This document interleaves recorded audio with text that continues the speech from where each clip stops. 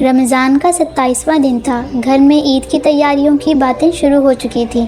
حسنین اپنے کمرے میں بیٹھا عید کے خواب دیکھ رہا تھا، نئے کپڑے، کھلونے اور دوستوں کے ساتھ عید کی مٹھائیاں۔ اسی دوران اس نے ابو اور امی کو کمرے میں بات کرتے سنا۔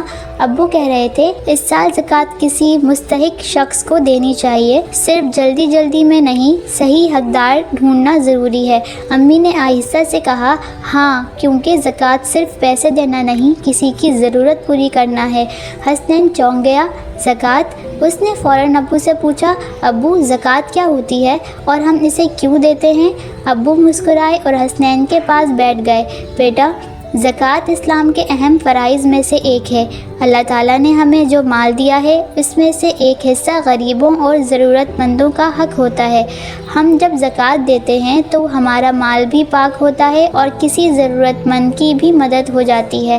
حسنین کچھ دیر سوچتا رہا، پھر اچانک بولا، ابو کیا میں بھی آپ کے ساتھ چل سکتا ہوں؟ میں بھی دیکھنا چاہتا ہوں کہ زکوٰۃ کس کو دی جاتی ہے۔ ابو مسکرائے اور کہا، ضرور، آج ہم دونوں مل کر کسی مستحق شخص کو تلاش کریں گے۔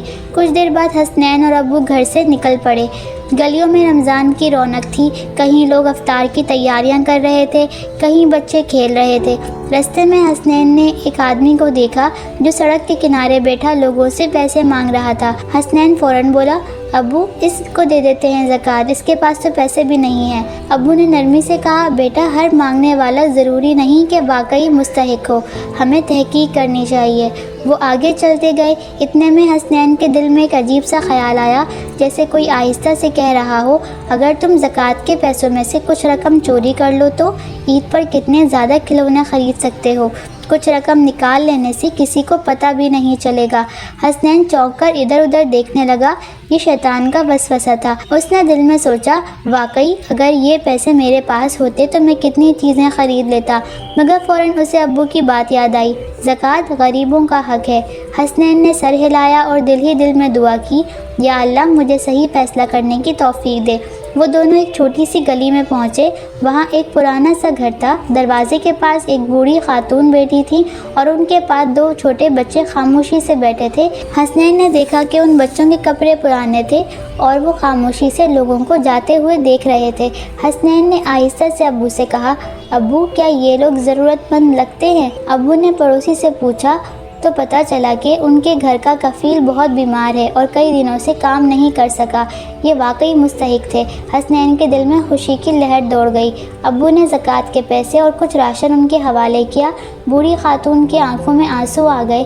انہوں نے دعا دی، اللہ تمہیں بہت خوش رکھے بیٹا۔ حسنین کو دل میں عجیب سا سکون محسوس ہوا، ایسا سکون جو کسی کھلونے سے نہیں مل سکتا تھا۔ گھر واپس آتے ہوئے ابو نے کہا، دیکھا حسنین، زکوٰۃ دینے سے کسی کی زندگی آسان ہو سکتی ہے۔ حسنین مسکرا دیا۔ کچھ دن بعد عید کا دن آنے والا تھا۔ گھر میں خوشی کا ماحول تھا۔ حسنین نے ابو سے پوچھا، کیا ہم عید کے دن ان بچوں کے لیے بھی عیدی لے جا سکتے ہیں؟ میں اپنی عیدی کا کچھ حصہ ان بچوں کو دے دوں گا۔ ابو اور امی نے فخر سے ایک دوسرے کو دیکھا۔ ابو نے کہا، بیٹا بالکل لے جا سکتے ہیں، یہی اصل خوشی ہے۔ اس دن حسنین کو سمجھ آ گیا تھا کہ دوسروں کو خوش کرنا سب سے بڑی خوشی ہوتی ہے۔ کبھی کبھی سب سے قیمتی عیدی وہ ہوتی ہے جو ہم کسی اور کو دے دیتے ہیں۔ پیارے بچوں، زکوٰۃ صرف مال دینے کا نام نہیں بلکہ دلوں میں خوشی بانٹنے کا نام ہے۔ اگر آپ کے پاس عیدی آئے تو کیا آپ اس میں سے کچھ حصہ کسی ضرورت مند کو دیں گے؟ کمنٹ میں ضرور لکھیں اور ہماری کہانی کو لائک اور سبسکرائب کرنا نہ بھولیں۔